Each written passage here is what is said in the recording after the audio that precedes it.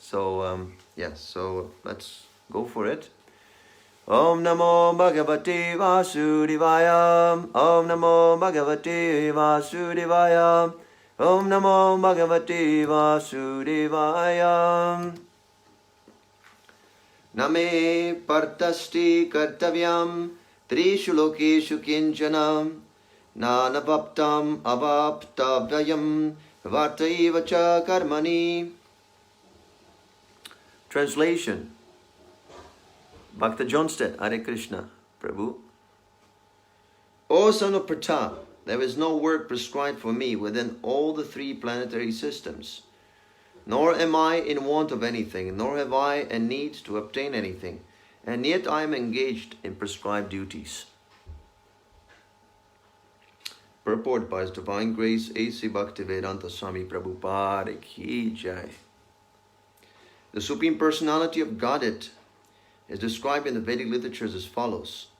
Tam Ishwaranam Paramam Maheshwaram Tam Devatanam Paramam Chadaivatam Patim Patinam Paramam Parastat Vidama Devam Bhuvaneshamidyam Natasya Karyam Karanam Cha Vidyate Natat Samas Chabhyadikascha Dashyate Parasya Shakti Vividaiva Shruyate Swabhaviki Jnana Balakriyacha. This is a nice verse from Shveta-shavatara Upanishad. The Supreme Lord is the controller of all other controllers, and He is the greatest of all the diverse planetary leaders. Everyone is under His control. All entities are delegated with particular power only by the Supreme Lord.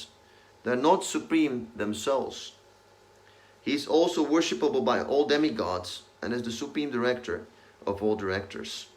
Therefore, He is transcendental to all kinds of material leaders and controllers and is worshipable by all.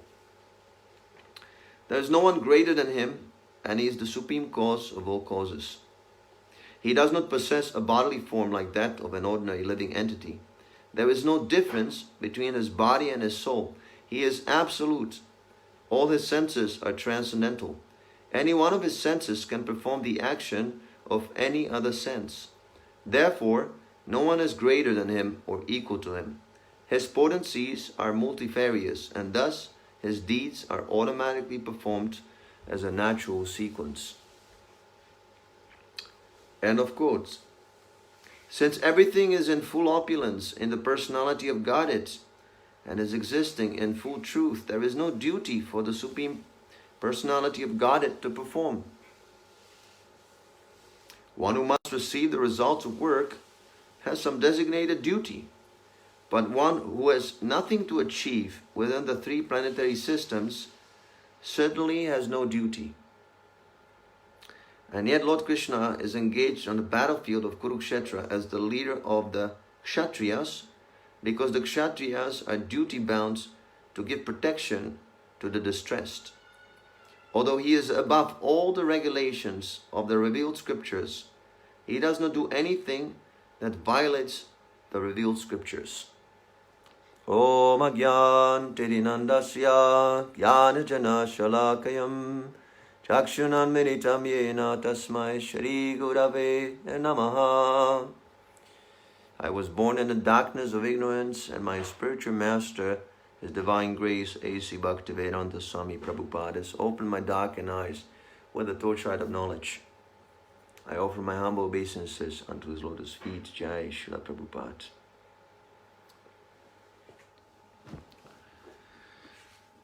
So, Krishna, He doesn't have to work. God doesn't have to put on a suit and a tie and get into the subway and look at the watch with an anxiety in His expression. Oh, it's too late. I'm late for work. Krishna is the Supreme. And this particular shloka from the Shveta-shavatara Upanishad is very nicely describes who is actually God. This is not religion. We're not discussing God in a religious mood. This is actually science. This is science. There must be God because we see the principle of consciousness being superior to insentient matter all around us. I can take this vitamin box and toss it here and there. It will never protest. It will never take me and throw me out of the window. I am controlling insentient matter because I am conscious. I am consciousness. As soon as my consciousness leaves this body at the time of death, my body will stand still, just like that piece of plastic, insentient. So it is a common sense that this whole universe, which is insentient, the universe itself is insentient, must be controlled by a sentient being.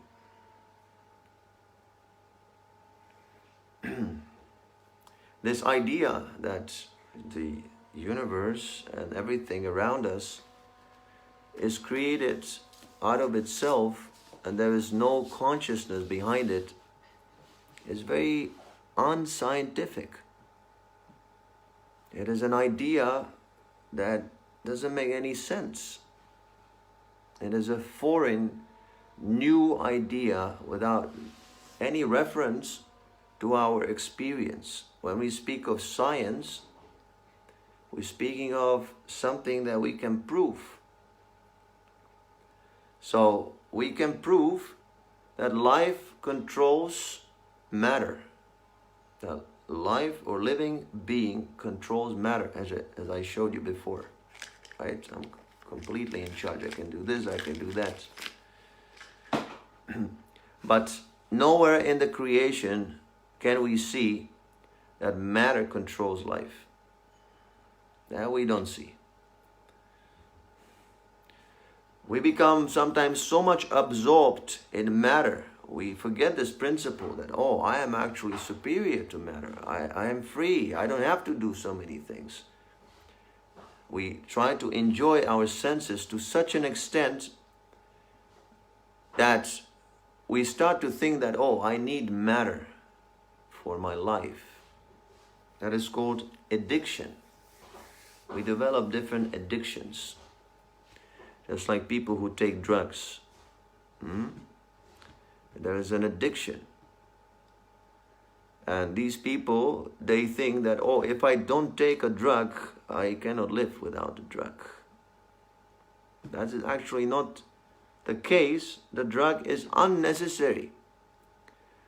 No one has ever died by not smoking or by drinking. But this is called Maya. Maya creates this illusion that, oh, I need a drug, I need a cigarette, I need a coffee, I need so many things. They're called anartha. Artha means necessity. Anartha, the word a means the opposite. So unnecessary. Unnecessary. It is unnecessary. So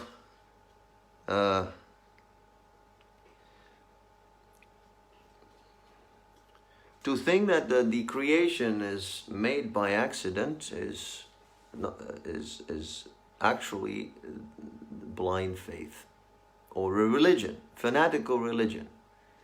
The scientists, they're following this argument that, oh, everything is coming from matter, from chemical evolution, like that. And they have no reference. They just started from this point that, oh yes, it's coming from chemicals. And they have absolutely no evidence for such a claim. And based on this claim, that there is no God, everything is coming from chemicals and nature. They are deriving so many theories and so many so-called conclusions, and people are being misguided. People are being misguided by the scientists. This is the greatest harm you can do to a person, to misguide him about the real nature of things, how things are working in this world. In the Sri Upanishad it is mentioned, Om Purnam Adaha Purnam Idam Purnat Purnat Udachati Purnasya Purnamadaya Purnam Eva Vashishyate. That everything is complete. Krishna is complete. The Lord, the Supreme Personality of Godhead, is complete and perfect. And because He is perfect and complete, all the emanations, everything that manifested from Krishna is complete by itself. The complete units. You can see this body, this material body, it's a complete unit. You have ears, you can listen to the class. You have eyes, you can see the picture. You have the tongue, you can take prasadam, you can smell the nice nose. All the vitamins are in the food. You take some food, they're nutritious vitamins that nourish your body. Everything very nicely arranged. So, Krishna consciousness means we change our consciousness, how we see things around us. From the materialistic point of view, there is no God, everything is chemicals. We must take the material nature and recreate it, make it better, improve it, because it's just chaos. Only when humans take the nature and improve it and change it and manipulate it for our comforts, then we'll be happy. From that point of view, we have to change it to an idea that there's actually a conscious being, supreme being, who has arranged all of this, all this creation for a certain purpose. For a certain purpose. And it is the duty of the human being to inquire about that purpose. What is the purpose of my life? I am not an animal. The materialistic science gives this promise that, if we invest into science and technological advancement, then we'll have more comforts in life. We'll have more pleasure in life. But what is actually pleasure? What is happiness? What is pleasure? We can see in the Western countries, people have all the nice necessities. They have nice food in the supermarkets. They have nice health system. So many compared to other countries in the world. Well, sometimes people can't even drink water. Contaminated, they have no water. Everything, if you want to drink water, it's contaminated. So the Western people have all of that. But still, they take intoxication. They want to forget reality. And sometimes they commit suicide. So what is actually happiness? These questions have not been answered. So many philosophers came, so many religionists, so many scientists, they have been taxing their brains about the purpose of human life. If we do not know the purpose of this existence, what is the value of doing anything in this world? If I don't know what is my purpose, then I'm simply a blind believer in something that I don't know what it is. Well, you have to work very hard on our project and you have to do it fast and so. But what is the project all about? What is this? Why do we have society? What is the purpose of this society? What is the purpose of family life? What is the purpose there? Simply have sex and then flatter one another. Oh, I love you because you're very nice and please can you love me back? Is it the purpose of family life, relationships?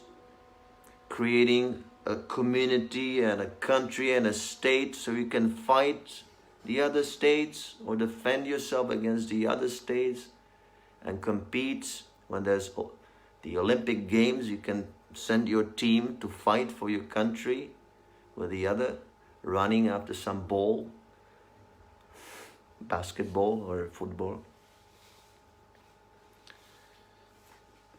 So Krishna actually explains what is the purpose of life in this third chapter.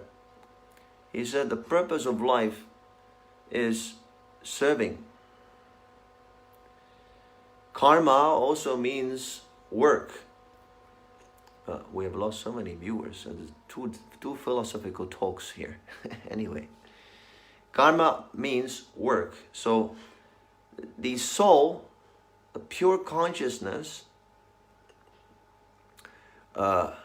is satisfied by activity. By activity. If I tell you that you stay sitting in your room, you cannot move, and you stay there for eternity, it is as good as hell. Krishna says that the soul is sarvagata. The soul wants to go everywhere. You can see, you can observe people. They're always going here and there. They buy cars, they buy plane tickets, they go here and there. Always want to go. This is the propensity of the soul. Action. We want to do something. But here, all the activities we do they pertain to sense gratification. Everything we do is based on this idea that we have to satisfy the body, the bodily senses. We have no idea about the soul that is eternal.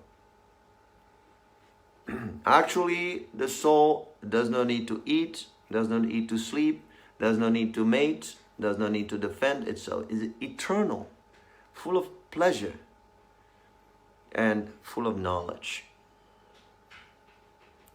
The soul even doesn't have to go and study university or study the Vedas. It is not required. All the knowledge is already there in the soul. It is simply covered by this bodily conception of life. You can say bodily misconception of life also.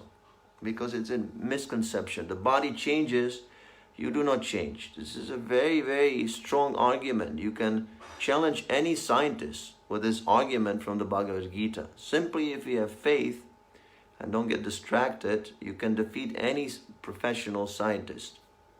The body changes. You are the body of a small child. That is no longer here. You have a different body, different form. All the cells have been replaced. But you're still here. You're still the same person. You have gone through some experiences. But you have gone through the experiences. You the person. You're still there. You are a substance. It is not that you are also changing and there is no substance. You exist. You exist eternally. You are. So this is the usual materialistic conception of life. Go out and do many things and get results and invest into your sense gratification. Utmost, you can say something for the mind. If not gross sense gratification, eating, sleeping, sex, and fighting, then something for the mind, some poetry, some art, and this and that. But there is nothing that we do for the soul. Even when you come to religious circles, People are praying to God, yes, very good, but they're again praying for sense gratification. God, give me this. God, give me food. God, give me wife. God, give me husband. Again, the same sense gratification. So, the perfection of that propensity for action is achieved when we engage in the service of Krishna. Service of Krishna. We're serving Krishna. We're serving Him. We don't serve our fellow men, our community. Arjuna wanted to serve his fellow men. There were these two armies. So Arjuna wanted to serve his cousin brothers, the Kurus. And Krishna disapproved. No, this is very sinful. Ordinarily we would think, oh, this is a very nice man. He wants to serve his family. He wants to serve his society, community like that. But Krishna says, no, this is sinful. This is not the aim of life. Your so-called love is conditional. You love your community, you love your family, but you're attacking other families and you're attacking other communities. So if we serve Krishna, if we love Krishna, that propensity to serve others and to love others will reach its perfection. It will be distributed everywhere because Krishna is the source of all of us. Okay, now when we understand this point, we must also consider what is Krishna's nature. If we want to please Krishna, it is not like pleasing an ordinary person. Because an ordinary person is in need of something. He needs something, and that's why the opportunity to serve him comes into place. If someone is hungry, I give him food. He will thank me. Oh, thank you so much. If someone needs some advice, he's confused, I give him advice. He's very thankful. If someone needs a shelter, I invite him to the temple. Please stay for a few days. It's all right. But with Krishna, it is different because Krishna doesn't need anything. We need Krishna. He doesn't need us. He is the Supreme Lord. So many nice. Let's read that shloka again. The Supreme Lord is the controller of all other controllers, and He is the greatest of all the diverse planetary leaders. Every planet has a leader. Again, this idea of atheism, that everything is going on by accident, is contradicted here by the Vedic statement. There's a personality behind everything. So every planet, there's a leader. Just like Vivaswan is a sun god. Krishna spoke the Bhagavad-gita to him some millions of years ago. So there are many planetary leaders. Krishna is the greatest of all of them. Everyone is under His control. Everyone is under His control.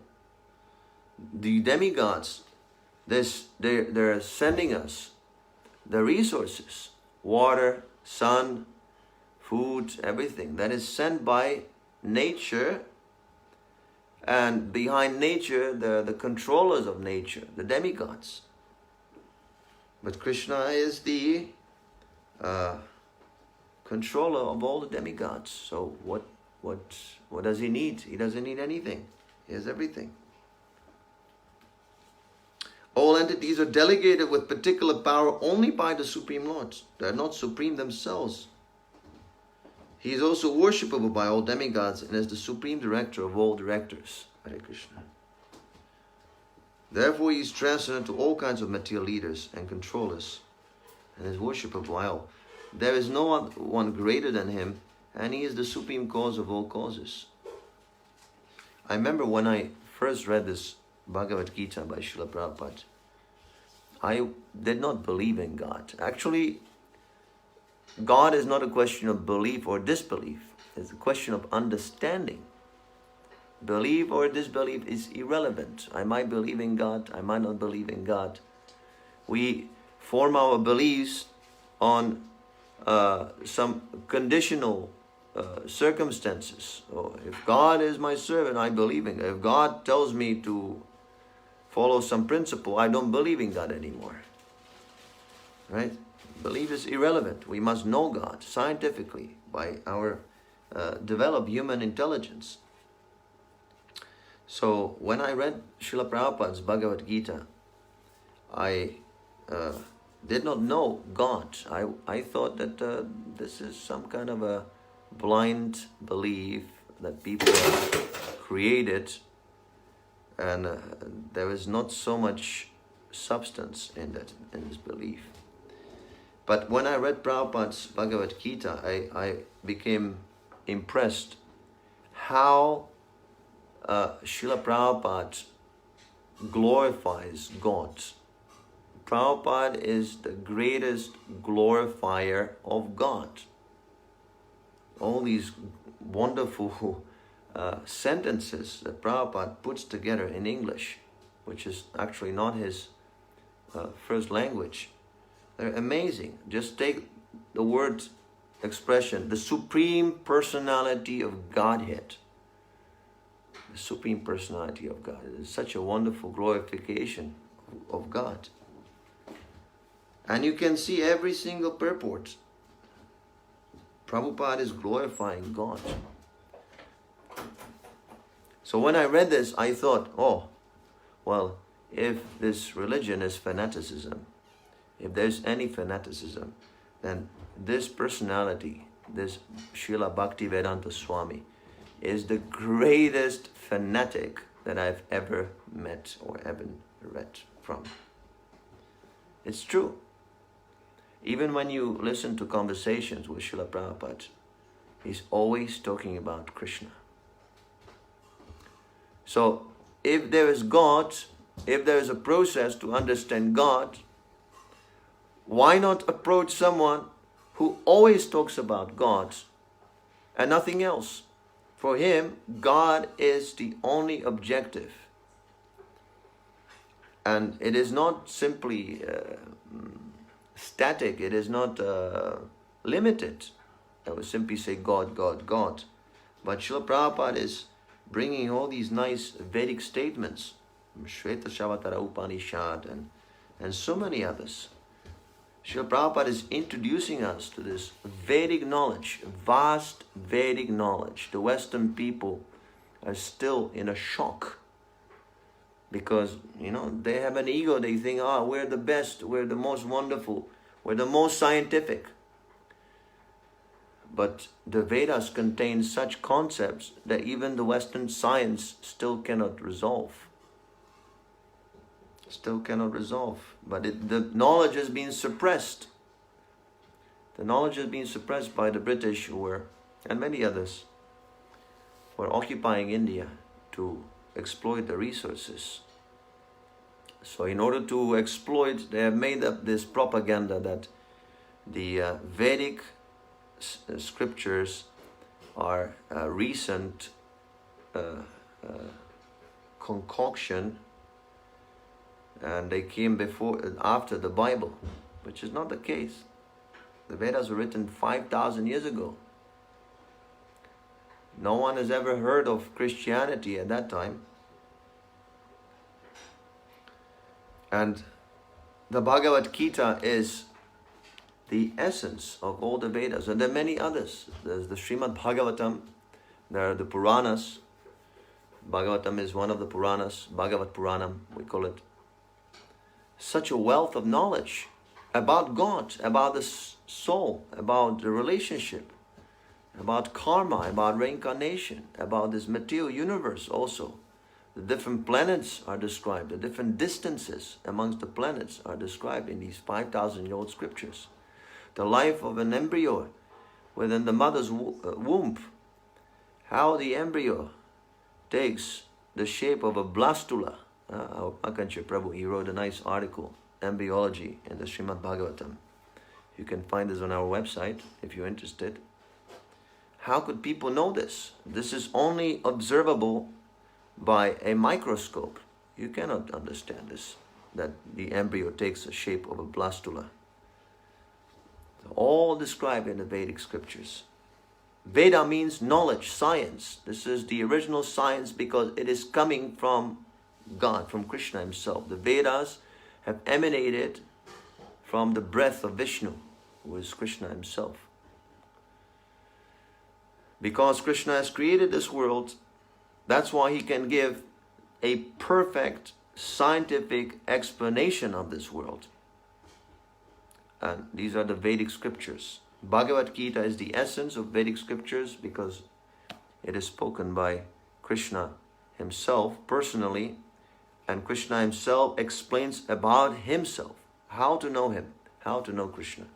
From the pages of the Bhagavad-gita we can understand. So, it is not so easy to satisfy, to serve Krishna, because he is the source of everything. He is complete. He has all the resources. But still we can satisfy him by bhakti. Bhaktyamam abhijanati. When we say bhakti, we mean unalloyed bhakti, pure bhakti, unconditional bhakti. Bhakti means devotion, pure devotion. And that devotion starts with service and doesn't stop devotional service. So this is what we're trying to cultivate. The Krishna Consciousness movement is, you can say also religion, but it is pure religion, pure, without any motivation. We're trying to achieve love that is unconditional and service to Krishna that is unconditional. So Krishna becomes pleased when we serve him without any motive. If we become so pure that we serve Krishna only because we want to serve Krishna and nothing else, that service, that potential that we use is so powerful that even Krishna himself, the Lord, the Godhead, becomes attracted to that exchange.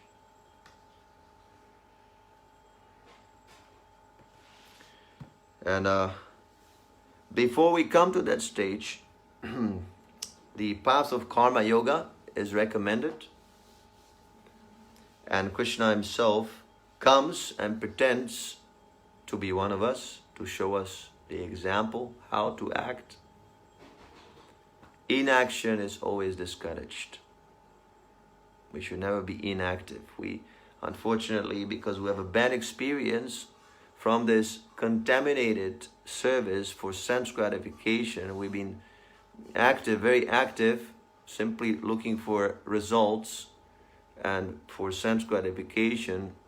So we have become disappointed, and sometimes we want to stop all action. This is frustration.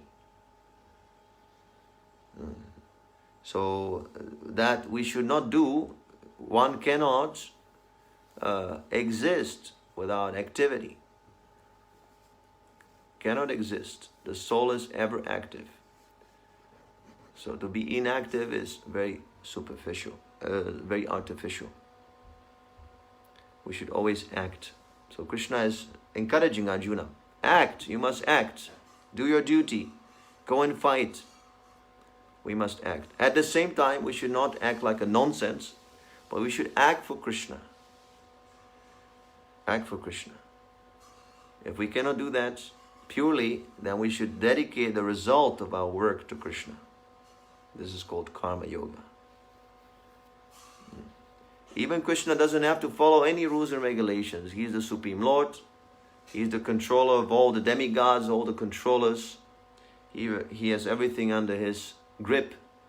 Even he comes and he performs his duty as a kshatriya to show a proper example to the society. We all have some kind of a propensity, bodily wise or mental wise, and we must use that propensity. We must find our purpose in a society, and then we'll be very happy. But at the same time, we should use that propensity in service of Krishna. So Arjuna is the greatest example of this. He was a fighter, he was a Kshatriya, and he was fighting for Krishna. So you can also dedicate your activity for Krishna. It becomes easier when we associate with the devotees, but even if you don't have the opportunity to associate with the devotees, the Bhagavad-gita is there, all the instruction is there, Krishna has given. We simply have to agree. Then Krishna revealed the knowledge to us. And this Srila Prabhupada, our spiritual master, he has very kindly given all these nice purports when you can learn how to serve Krishna very nicely and come to the highest perfection of the yoga practice.